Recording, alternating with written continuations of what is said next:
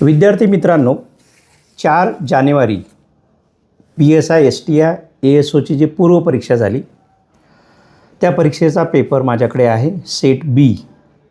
आपण काय करूया, या पेपरचं एक 2-3 मिनटामध्ये ॲनालिसिस घेऊया, फास्टमध्ये ओव्हरलुक घेऊया की नेमका 100 प्रश्न 60 मिनटात सोडवायचे आहेत, तर त्याची काठिण्य पातळी कशी आहे हा आपला मेन मुद्दा असेल. आता बघा, माझ्याकडे पहिलाच प्रश्न जो आहे तो हिस्ट्रीचा आहे.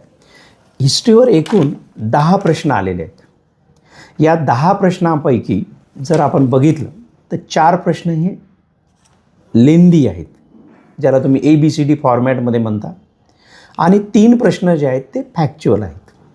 अधिक यामध्ये तिसरी कॅटेगरी पण आपल्याला करता येईल, जोड्या लावा.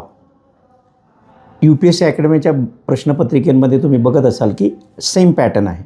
जोड्या लावाचा एक कॅटेगरी जर आपण केली तर 3 प्रश्न हे मला जोड्या लावावर दिसत आहेत.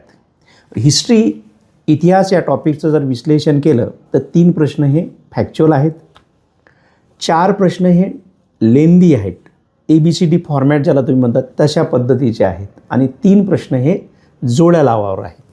अजून थोडं पुढे जाऊया आपण. जॉग्रफी. जॉग्रफीमध्ये पण एकच प्रश्न मला फॅक्च्युअल दिसते, बाकी 8 प्रश्न जे आहेत ते लेंदी आहेत, ABCD फॉर्मॅटमध्ये दिसत आहेत, आणि एक प्रश्न जोड्या लावांवर आलेला आहे. असंच आपण जर पूर्ण पेपरचं विश्लेषण जर केलं तर आपल्याला दिसते की 33 प्रश्न हे लेंदी आहेत. याच्यामध्ये 11 प्रश्नांचा आपण जोड्या लावा जर ॲड केलं तर तुम्ही कॅल्क्युलेट करू शकता. 33 आणि हे 11 लेंदी आहेत. फॅक्च्युअल जे प्रश्न आहेत ते फक्त 31 आहेत.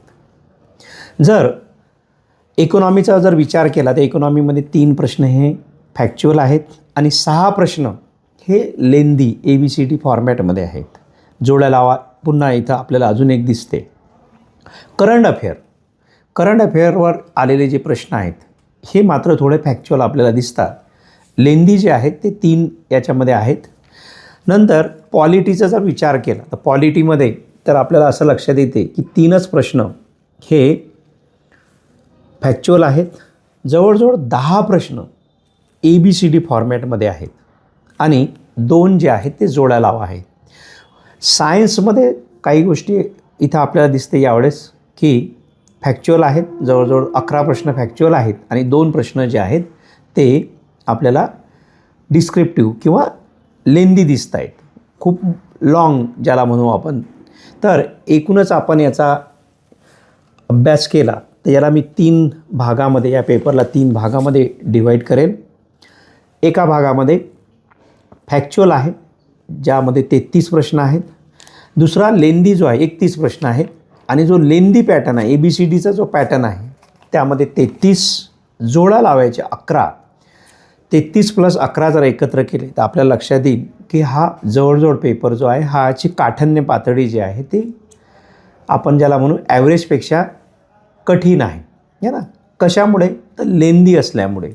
आता याच्यावर एक गोष्ट सांगण्याचा एक मी प्रयत्न करत आहे की ज्या शॉर्टकट ज्या मेथड आपण वापरतो, नोट्सचा जो भडीमार असतो त्याला जर थोडं दूर ठेवलं आणि बेसिक बुक्स वारंवार जर आपण व्यवस्थित केले तर हे प्रश्न आपल्याला ABCD फॉर्मॅटचे पण येतील, जोड्या लावा पण येतील, आणि याच्याबरोबर आपल्याला फॅक्च्युअल पण येतील. तर याचं ॲनालिसिस या पद्धतीने आहे. प्रत्येक विषयाचं ॲनालिसिस मी आणि माझी टीम घेणार आहे. तुम्ही व्हिडिओ कंटिन्यू बघा. धन्यवाद.